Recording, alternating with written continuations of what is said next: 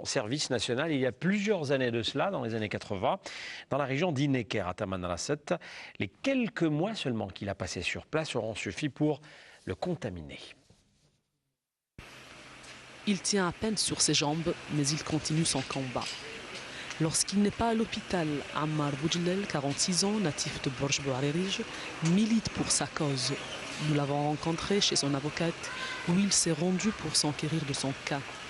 Il est victime des radiations des essais nucléaires français effectués à Inneker, dans la wilaya de Tamanrasset, une région qu'il ne connaissait pas avant son service national accompli voilà une vingtaine d'années. L'époque où il a vu sa vie basculer. Son calvaire, il le raconte à qui veut l'entendre.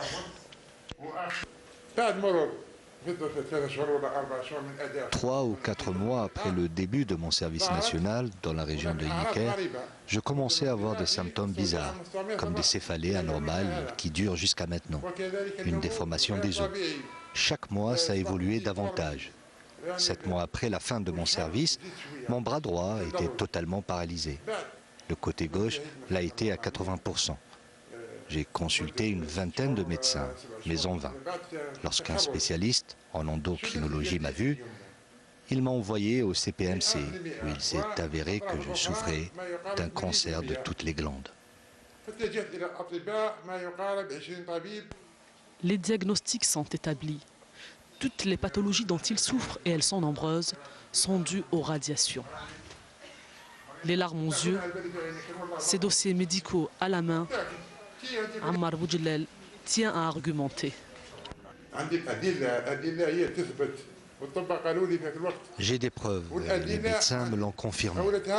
J'ai les photos avant et après le service national. Ma maladie, le cancer des glandes, est en tête des listes des maladies classées par la France.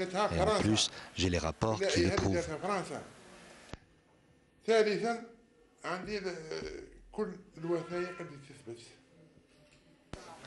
Les documents, ce n'est pas ce qui lui manque. Le courage, par contre, il lui fait défaut à certains moments. Quoi de plus humain? J'ai grandi à l'hôpital, je le connais coin par coin. J'ai perdu ma jeunesse bêtement, des maladies chroniques, des cancers incurables. Il ne me reste plus rien. Et parfois je pense carrément au suicide.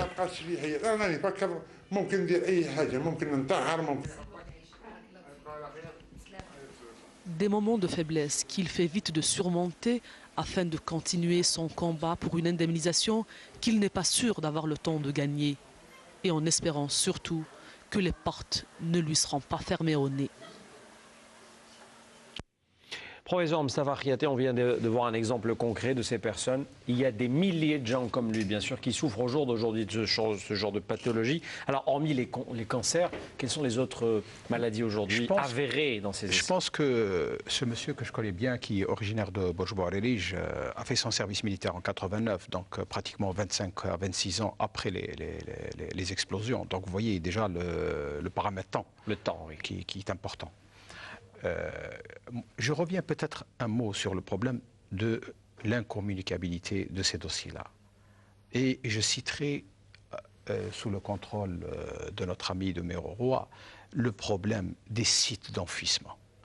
Parce que je pense qu'aujourd'hui, il joue un rôle délétère extraordinaire dans la contamination de beaucoup de personnes. Et donc, il est du devoir. Donc, vous parlez de la décontamination. De la décontamination, il faut absolument qu'on sache où se trouvent ces sites-là pour mettre des périmètres de sécurité et pour les réhabiliter, donc pour les sécuriser. Pour cela, il est impératif, et je trouve scandaleux cet aspect de la loi de non-communicabilité, par exemple de la carte des sites. Là, je pense que sur le plan juridique, on peut trouver des formules pour même attaquer l'État français, parce que ça ne peut pas continuer comme ça. Vous aurez toujours des personnes qui vont, peut-être que ce monsieur a eu le courage, il est donné à un certain niveau intellectuel qui lui permet de faire des démarches.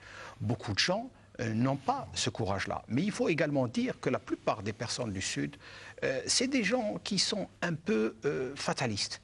Ils se laissent aller, ils ne font pas l'effort de venir taper à toutes les portes. Et donc, il est impératif qu'on puisse les aider. Et nous sommes en contact constant avec eux et on sait de quoi on parle. Très bien. Alors les effets sur la santé maintenant, les autres pathologies. Les effets sont nombreux, bien sûr. On pense souvent aux cancers cutanés. C'est vrai qu'ils sont très nombreux, mais les cancers pulmonaires sont aussi nombreux que les cancers cutanés. Mais il y a également les cancers de la thyroïde, les cancers. Les fausses couches plus nombreuses dans le sud. On parle actuellement de 4 fois plus de fausses couches au niveau du nord qu'au niveau du sud, et un nombre de cancers beaucoup plus important en Algérie. Parce que si on compare uniquement les deux pays que sont le Maroc et l'Algérie, avec des populations similaires, on trouve qu'en Algérie, il y a 2,5 fois plus de cas de cancer qu'au Maroc. Donc il y a quelque chose qui ne va pas, puisque les populations sont pratiquement similaires sur le plan ethnique, etc. Alors comment agissent les radiations? Est-ce que vous pouvez nous expliquer en 2 mots comment elles agissent sur le corps humain, docteur Khiati? Alors, tout d'abord, les radiations, lorsqu'il y a des explosions atmosphériques, c'est une inhalation. Donc les radiations sont inhalées par les voies respiratoires et vont vers donc